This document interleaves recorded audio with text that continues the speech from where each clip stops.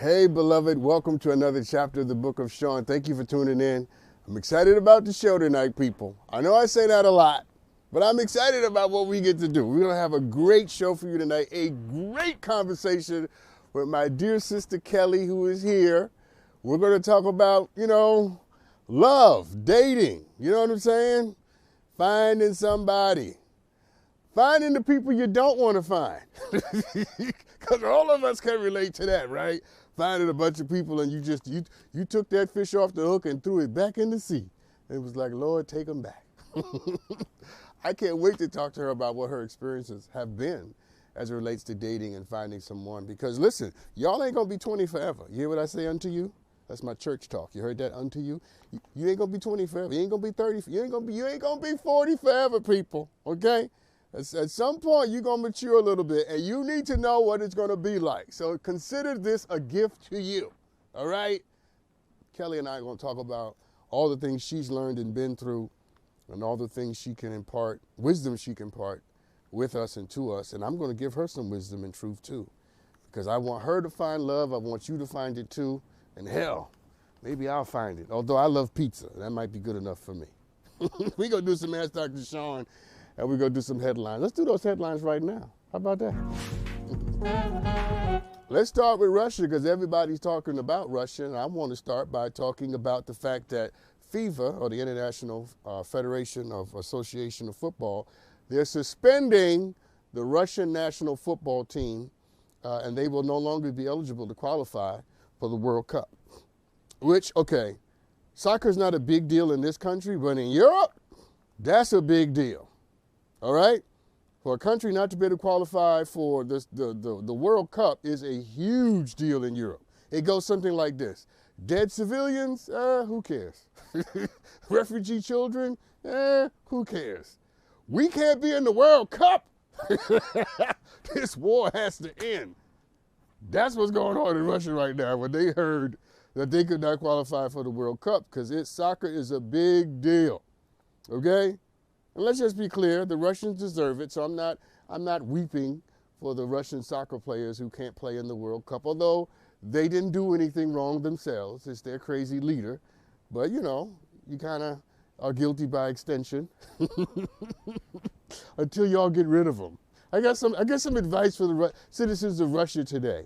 If you want to play in the World Cup, get rid of your leader. I'm not telling you how to do it. That's not on me. I'm just saying. That's the only way y'all going to get in. Listen, I was watching CNN and I realized, I didn't even know this. Did you guys know this? There is apparently a sizable African population in the Ukraine. Did you know this? I did not know this. Because, if you watch the reports, you'll see black people, Africans, are trying to leave the country. And I saw yesterday that it was reported on CNN that a lot of the Africans who are trying to leave the country are not being allowed into Poland. So Poland is not allowing some of the Africans to come into their country, and Africans that are in the Ukraine are themselves not being given priority as it relates, to leaving the country. And I wondered about why is that the case? Why wouldn't Poland? Clearly the Africans have nothing to do with what's going on in the Ukraine. Many of them were in Ukrainian universities, and that's why they were there.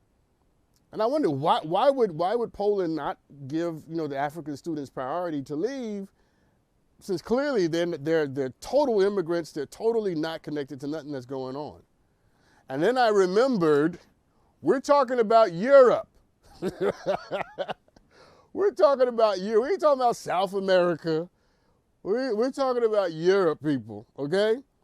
And here's my word: before we stop crying over Europe, and before we stop running around talking about how we are all Ukrainian, let's not forget that Europe is still thoroughly racist, okay? Europe is still thoroughly rooted in anti-blackness.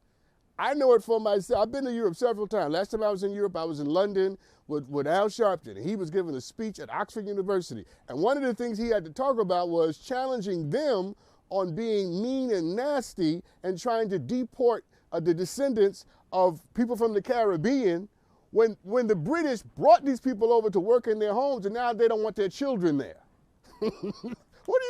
You brought people over to work and now you don't want their kids there. Before we stop crying over Europe, how about we remember something fundamentally important? Just stay with me. Most of the worst impulses in the human spirit were born and still live in Europe. Anti-Semitism, racism, sexism, unregulated capitalism, Nazism, neo-Nazism, xenophobia, eugenics, genocide, all of them born in Europe and all of them still residing there. Most of the worst impulses in the human spirit were born in Europe. And we like to think that Europe is the civilized place. I'm still amazed at how some people are amazed that war broke out in Europe. Well, when you can give birth to anti-Semitism, racism, sexism, unregulated capitalism, Nazism, neo-Nazism, xenophobia, eugenics, and genocide, it doesn't surprise me that you also like war. Let's keep going.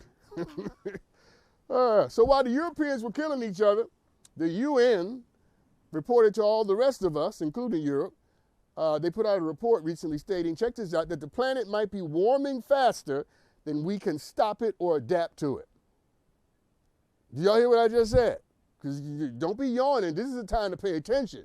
The UN is telling everybody, 270 researchers from 77 countries put together a report, and they are telling us that the planet might be warming faster than we can respond to it or adapt to it. This is a big deal, people, okay? This is a big deal. This is a big deal. I know you think the Ukraine is important. I know you think that you think that Kanye's divorce is important. I know you think that policing in America is important. I know you got a whole list, but this is more important than that. Because if the planet blows up, Kanye's divorce won't matter. You know what I'm saying? This is important. And it just seems like nobody cares. I feel like I'm the only one who cares right now. That the UN put out a report from 270 researchers saying that we may have warmed to the place where there's nothing we can do about it. And you know why? You know why you're not more upset about this? Because it's mostly white people talking about it. It's mostly white people who are concerned about global warming. There are a lot of black people who are concerned about global warming. And that's why I'm talking about this. We can't just have white folks talking about global warming, especially that little annoying white girl, Greta. Because ain't nobody listening to her. She is so annoying. I told you before, my mama would have spanked her a long time ago. Okay? We need to have more black people concerned about global warming. And let me tell you why. Because when it comes to culture, I love my white brothers and sisters. I'm with you. I love you. I love all of humanity. But don't anybody listening to y'all. Y'all don't move the culture. If you want something to proliferate culture, black people have to care about it because we create culture, we guide culture, we move culture. So the reason nobody cares about global warming is because you got little Greta talking about it. Now you let Future, Cardi B, Sweetie, NBA Youngboy, John Morant, and Lil Nas X start talking about global warming. I bet you we'd have a whole new priority for it. Because black people move culture. Hip-hop culture is the first world culture. And I'm doing this headline because I'm putting a call out to all of the big celebrity people to say, we need to be a little more concerned that the UN just put out a report saying the planet may have warmed beyond our retrieval or capacity to adapt to it. We need more black people caring about this because we care about the planet. It's very African for us to care about the planet. So how about we dig into our culture and sound the alarm? Because it looks like saving the planet might be up to us. I mean, after all, we did save America. So how about we save Mother Earth? Let's move on before I bring out Kelly. You guys hear about this? This is a total change in tone. Recently, apparently in Sacramento, on Monday, a father killed, check this out, father killed 3 of his children and his wife before killing himself at a church near a small town in Sacramento. The man walked into the church and killed his 3 children and his wife and someone who was supervising the family visit before also killing himself.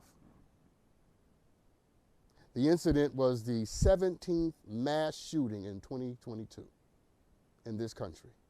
The year is only, 2 months old? And it is the 17th mass shooting in this country. And the point that I'm simply trying to make is that people are not doing well in this country, okay? We would like to think that the pandemic rather is coming to a relative end, but it might be true that the real pandemic is just getting started. And the real pandemic might be the mental health of people who have been affected by the last 2.5 years. I need you to understand something, all right? Hear me when I say this, and let this get down into your soul. None of the people that you know, nobody that you know, went unaffected by the last 2.5 years. We are all changed. We are all different. Everybody that you know has been affected by this. Some are doing better than others. Some are doing worse than that. But the truth of the matter is, everybody that you know, all of us, I've changed, by the way. Okay, I have less patience than I had before, and I had no patience before. I'm from Brooklyn. I want it 2 weeks ago. You know what I'm saying? I have less patience than I had when this whole thing started. And I noticed that about myself. Instead of asking, what do you want? I just say, what?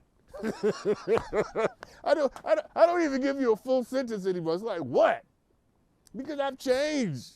You know what I'm saying? The stress, the isolation, the anxiety, thinking you're going to get something, you're going to die, you're going to be on a ventilator, wearing masks, people fighting on airplanes.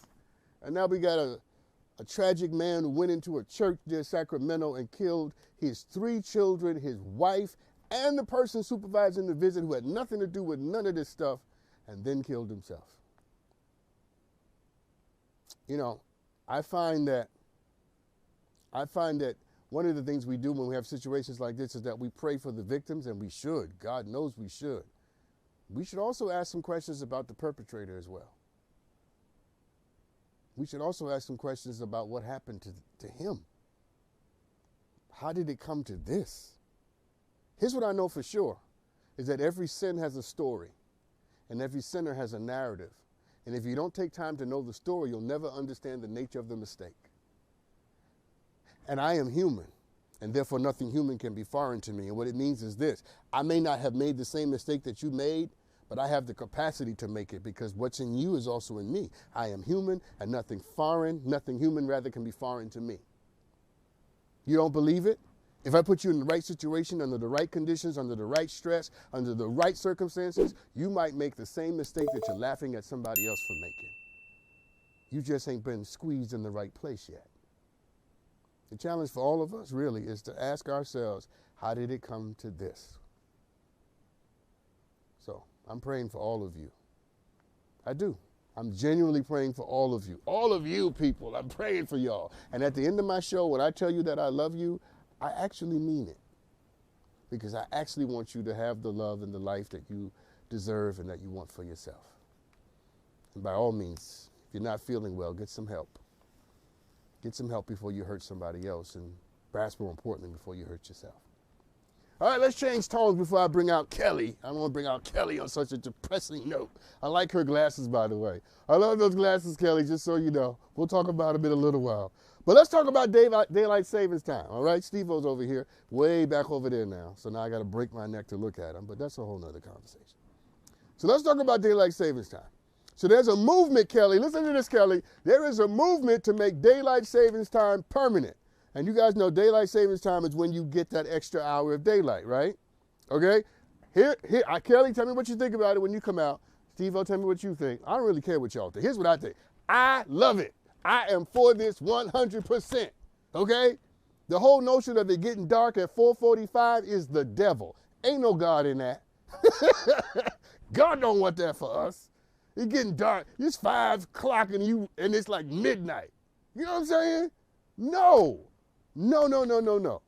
This whole experience of driving home from the studio in the dark is a miserable experience. I want more light. And let me say something to you people. If you don't want more daylight, you're probably a vampire or you live in Arizona where it's hot. Oh, I wrote down some things you can do with more light. You ready for this? All right, here's my list. Here are some of the things you can do with that extra hour all year long. Here's the first one. You can hold hands and walk in the park. You know what I'm saying?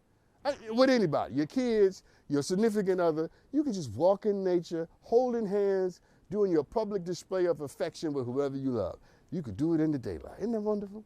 Here's the second thing you can do. There's a bunch of things you can do, but I just got a little list. The second thing Black people are hiking now. My producer, Jocelyn, is always hiking in some forest somewhere. With the extra daylight, Jocelyn, y'all could go hiking with Jocelyn. There you go. You can't hike in the dark. You might break your ankle. You know what I'm saying?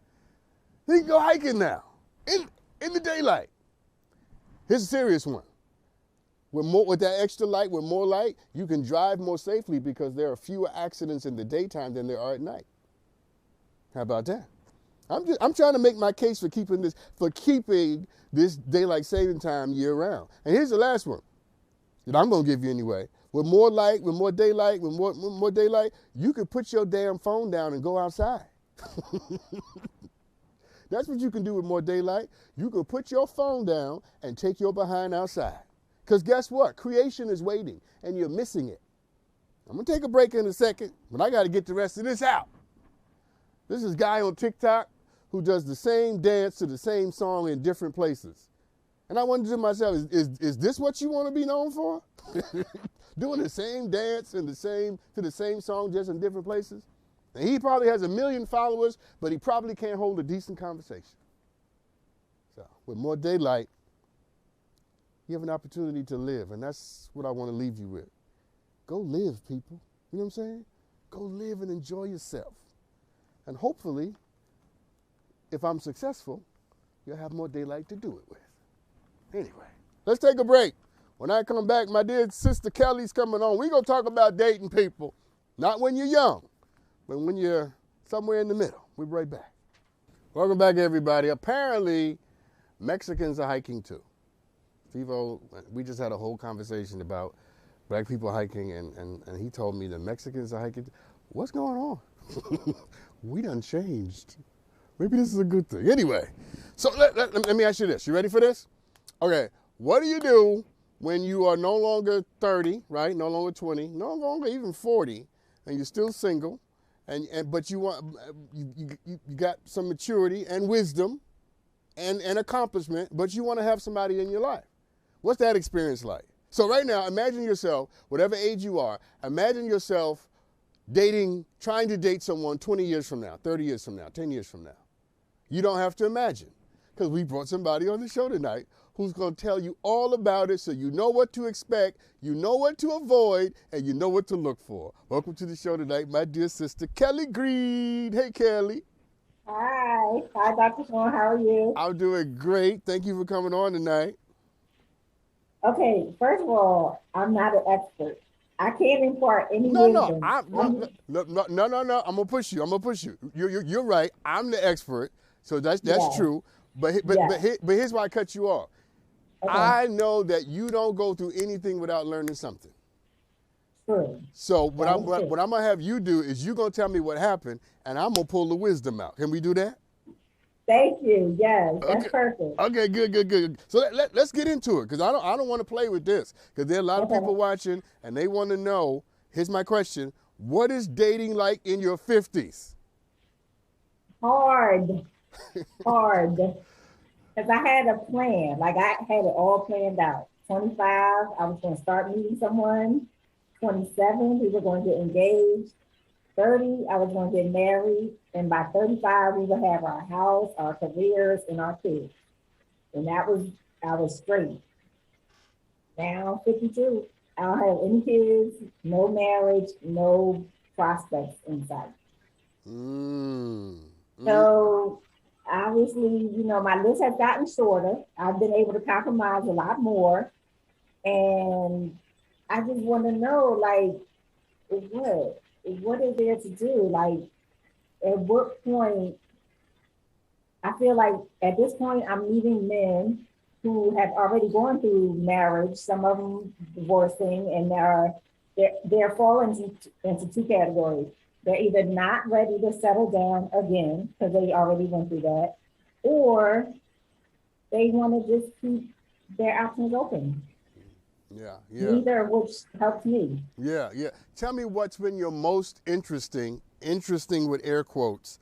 What's been your most interesting experience thus far? I think it's the men that have just gone through a divorce and they say they're not ready, which I totally understand. I've never been through a marriage. I can't even imagine what it's like going through a divorce. I understand that you want to take some time and get to know yourself and see what's out there or whatever. But then once you set up your boundaries and say, oh, okay, well, that doesn't work for me, they move on to the next one and get married to her. So that literally happened to you. Yeah, it literally happens. Okay. It literally happens. So someone said to you, I just want to get this straight. Someone said to you, I'm not ready to settle down. I want to keep my options open, right?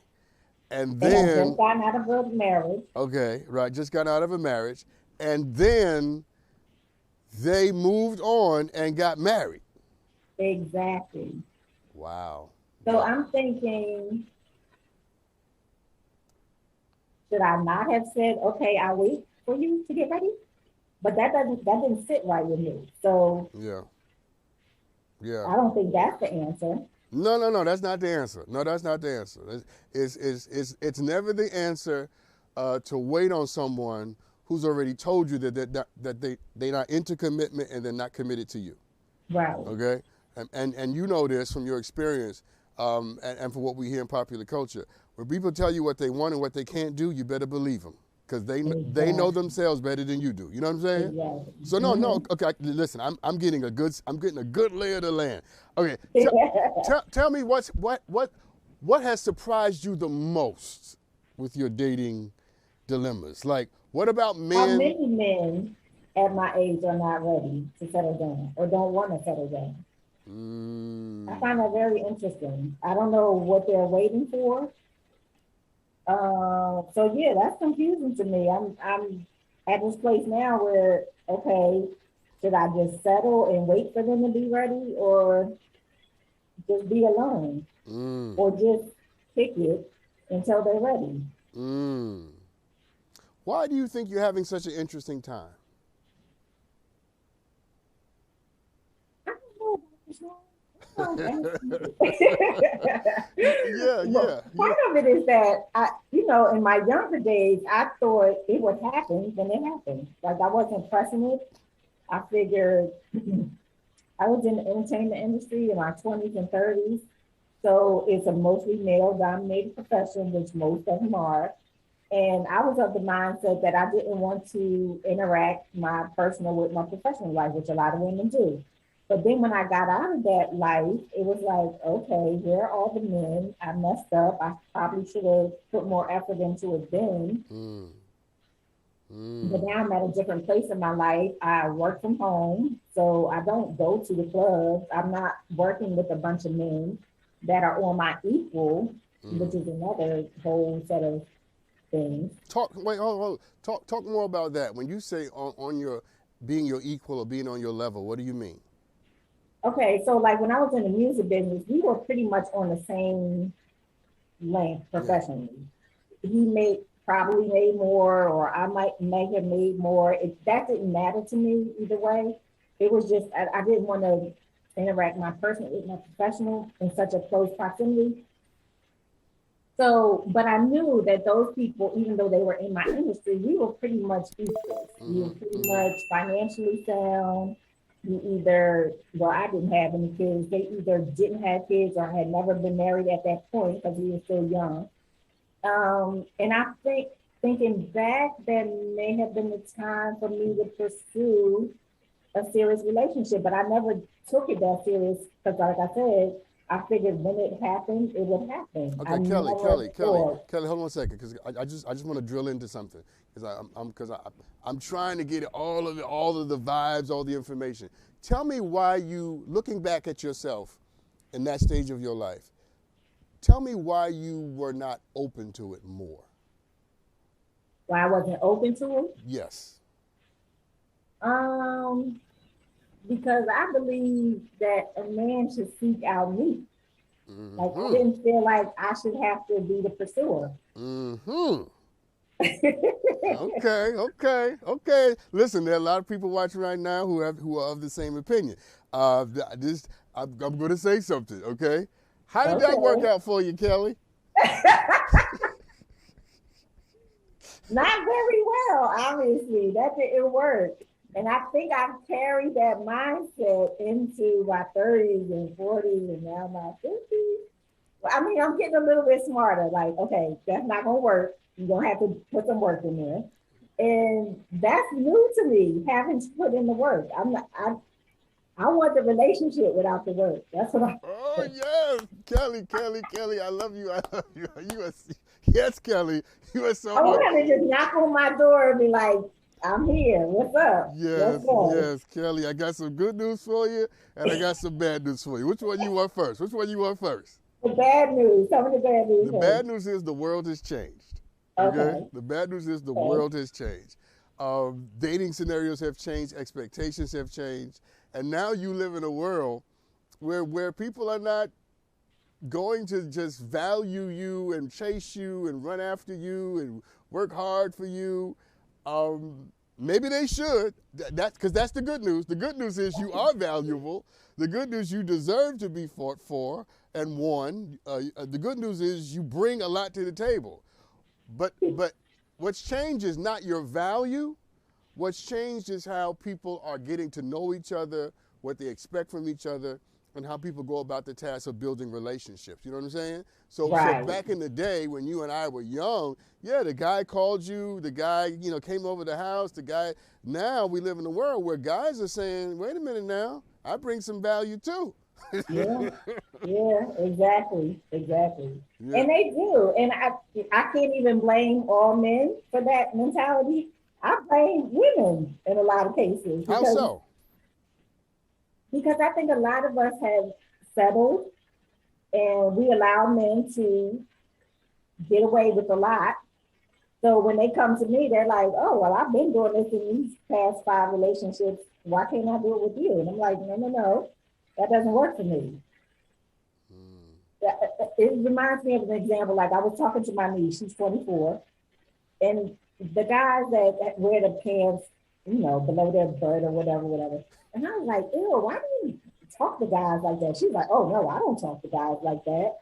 I said, "But somebody must be accepting it because they still do it.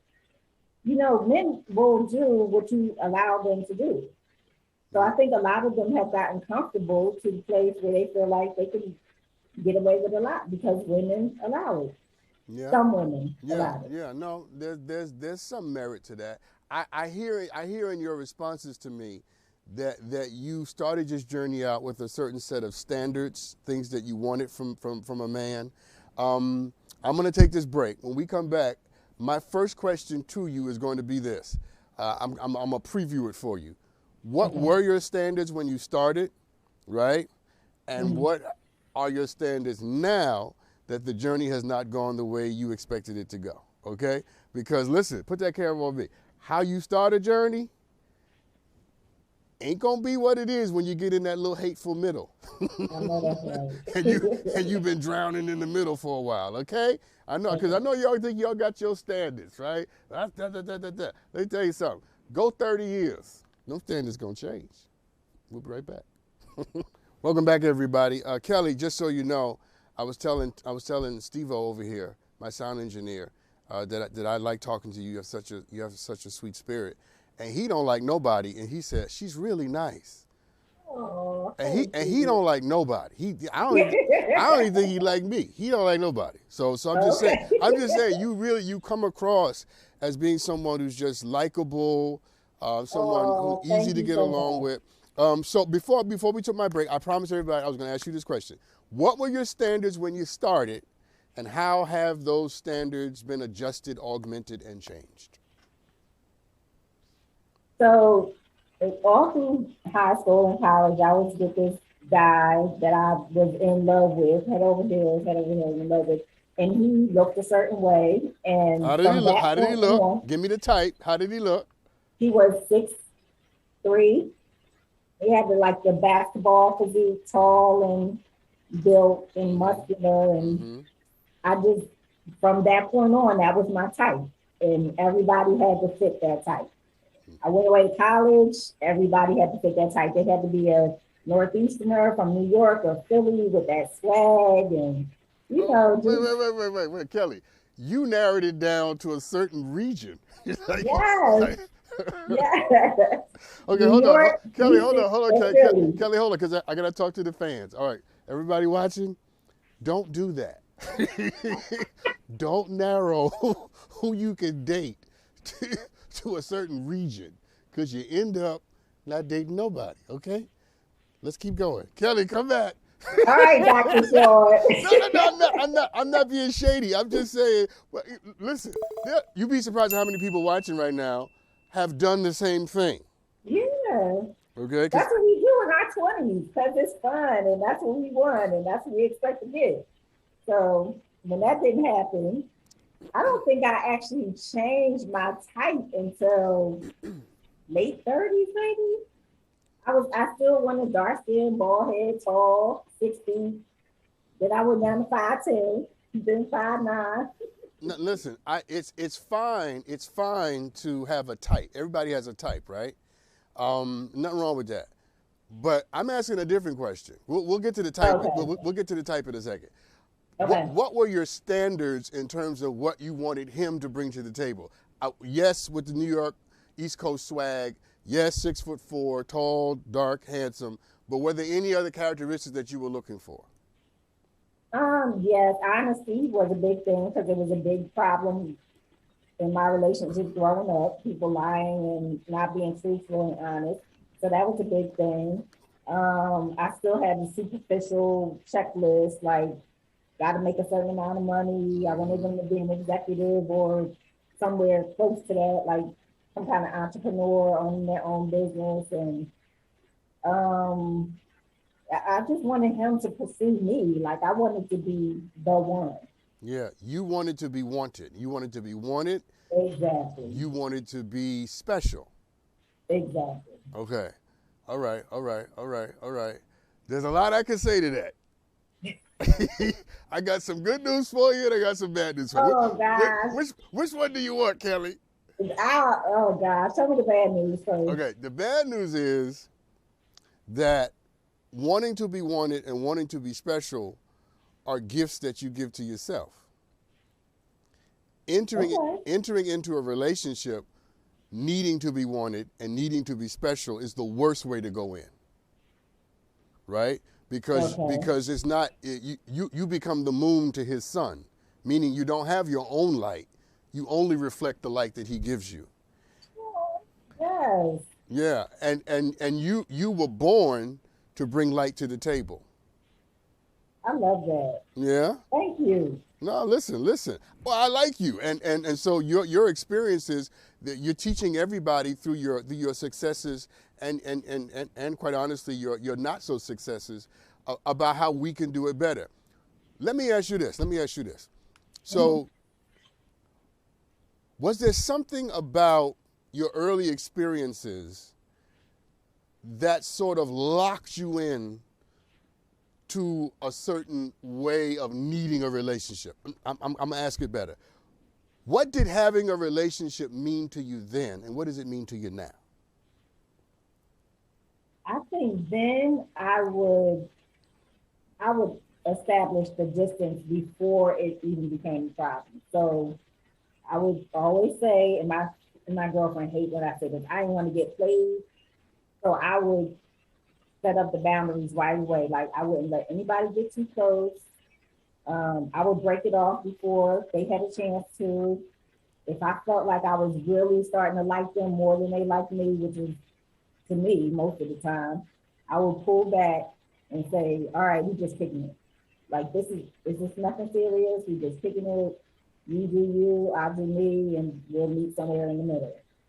I always, looking back, I always set up that boundary. Like I put up a wall automatically because I didn't want to get hurt. Yeah. So you had anxiety about being hurt, but you wanted to be special and you wanted to be wanted. Right. You see the tension? Yeah. Yeah. Because if you're going to be special, if you're going to be wanted, you have to take the risk of being close. Exactly. And I wasn't willing to take that risk. Okay. So what does having a relationship mean to you now? that we are equals, and it doesn't mean that we make the same amount of money, but we have ambitions towards wanting to better ourselves together and separately. We're honest with each other. We're open. We're communicative. We're not afraid to be ourselves around each other. We help each other out. And a lot of times, people say ride or die. I don't really want to be ride or die. Like, I just want to ride. Like, let's ride together. Yeah, We don't have to die together. Like, just ride together. yeah. Let's take death off the table Yes, altogether. exactly. I'm with you on that. Listen, I'm gonna have to go soon, but I want to say a few things to you, all right? Because I like you, and I think that you're gonna be successful if you just tweak a few things. I got some tweaks I want to give you. These are just little tweaks that I want to give you. Here's the first one. I want you to show up in the space of a relationship with this understanding, and I'm going to go over break, so y'all chill out in the control room, that if you don't find someone, you will be fine. If you do find someone, you'll be fine. If you find someone and get married and have a great future, you will be fine. If you find someone and it doesn't work out and you break up, guess what? You will be fine. I want you to enter into a relationship knowing, come hell or high water, sunshine or darkness, I got what it takes to handle anything that comes to the table. If you're good to me, I can handle that. And if you're not good to me, I can handle that too. If you treat me right, I know what to do with you. And if you don't treat me right, I know what to do with you too. That's how I want you to enter in. Enter in knowing that this relationship doesn't make you or break you. It doesn't mold you or define you. And it's not there to make you happy. Relationships are there for you to manifest the best of who you are in the presence of someone else. Gotcha. That's how I want you to show up. Here's the last thing I'm going to give you, and then I got to let you go before they start firing me. and it is this. I want you to go back and reevaluate your unwillingness to seek after what you want. You're at a stage of your life where when you wanted a career, you went after that. When you wanted a house, you went after that. When you wanted a car, you went after that. And I'm trying to say to you that if you want someone to love you and be in your life, there's nothing wrong with going after that. Go after what you want so when you get to the end of your life, you have no regrets. And now you don't have to go to the club, Kelly. Guess what? You can go online. you get an app on your phone. You know what I'm saying? The world has made it easier. Right. The world has made it easier for you to pursue without looking desperate. For you to look without looking like you're just easy. So those are the things that I want to give to you, okay? Can you receive that? It. Yes, I receive all of that. Thank you. No, it's my pleasure. And I'm going to be praying for you and believing in you. And listen, he ain't got to be 6'4". He ain't got to be dark. He ain't got to be bald-headed. He ain't got to come from New York, although I love me some New York because that's where I'm from. But just drink this before you go. Sometimes the person you need isn't the person you get. And sometimes it's not even the person that you want, but it's the person that can transform and take your life to another level. Let God. I love it. Yeah, Thank you so much. My pleasure. My pleasure. Let God have his way with you. Let's take this break. We'll be right back with more. Not more, because I guess we're going to start it, but it felt like I was doing it already, right? Ask Dr. Sean right after this. Welcome back, everybody. So listen, I'm praying for Kelly. I'm sure she's going to do well and find what she deserves. But remember, people, when you get locked in a type, you limit your capacity to find what it is you actually need and what you deserve because you are locked into some small framework of what will make you happy. And I didn't get a chance to say this to her, but I'm going to say it to you. What made you happy at 20 won't make you happy at 50. And if it still does, there's something wrong with you. You should have grown to the place that what ignited your fires and got you all flaming and hot and ready to go and all that, they should be different when you get older, okay? The same way when you're 25, you shouldn't be attracted to the same things you were when you were 14 and you didn't know any better, okay? So let your attractions, let your types, let those things mature as you mature. And don't be afraid to change the scope of your interests and what it is that excites you because you are not the same person at 30 than you were when you were 18. All right? Because I'm already giving advice. Let's do some more giving some advice. Ask Dr. Sean. You guys always send me great videos, and today is no different. So let's take a look at this one. Hello, Dr. Sean. My name is Betsy from Milwaukee, and I need some advice. I overheard my boyfriend's mother bad talking me to him while he was on the phone in the other room. Now, do you think it's wrong for me to go ahead and bring it up to him due to the fact that I was technically eavesdropping? What do you think? Now, Steve-O, did you hear that? Did she say the mother? The mother, okay. The mother of the boyfriend was talking. Okay, I just want to make sure I heard it. Okay, let's just be honest for a second, all right?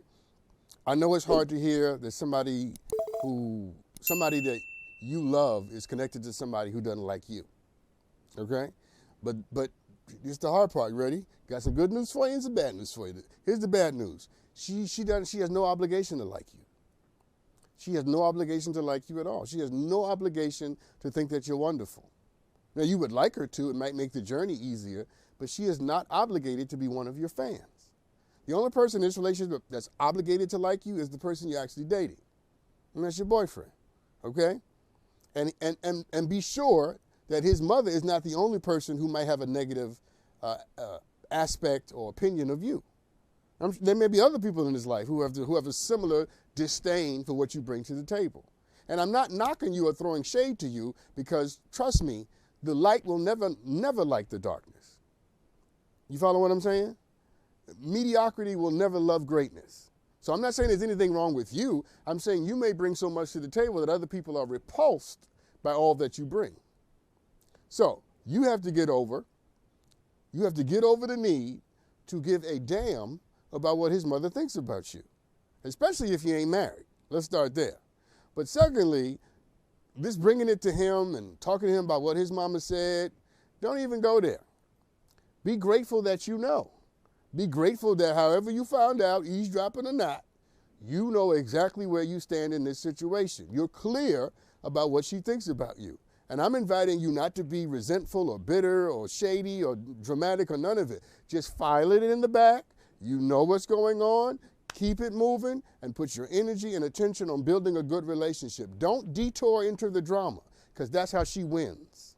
You hear me? That's how she wins. When she can bring out the worst of you and turn you into something malevolent and maniacal and caught up in the crazy, then she can say, see, I told you to him about you. Now, this is the time when you dig in and you make sure that the relationship that you have with him is the relationship between you and him and nobody else. Opinions are going to be there. You can't avoid opinions. You can't avoid what people have to say about you. That's always going to be the case. But what matters is the love you have for him and hopefully the love that he will have for you. As long as that's okay, then let the world say what it's going to say. Let people do what they're going to do, okay?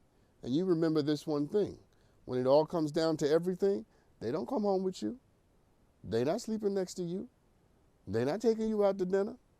Huh? You ain't holding their hand in the movies. They don't brighten up your day. They don't make your eyes light up. They don't do none of that.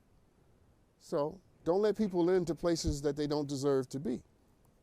And you having this conversation with him about what you heard is going to turn this into something it doesn't even need to be. Because even if you talk to him about it, what do you win? What do you win by having this conversation with him? I heard your mother say, and you've won what? You going to change his mother's mind? No. You know what I'm saying? She's still going to think what she thinks, and she's still going to talk to her son because that's her son. What you need to do is always present yourself in a way that whatever she says about him, about you rather, whatever his mother says about you is contradicted by his experience with you. Ooh, that's good. That whatever she says about you is contradicted by his experience with you. Now put your energy on that. Stop worried about what people say because people are crazy. Anyway, let's take a break. We'll be right back. Welcome back, everybody. Someone DM'd me this question. My father lost his job during the start of the pandemic and hasn't been able to find work. He's become dependent on me for everything, and that includes helping him out financially. I love my dad, but I am not a cash machine. How do I tell my dad that I cannot continue to support him financially?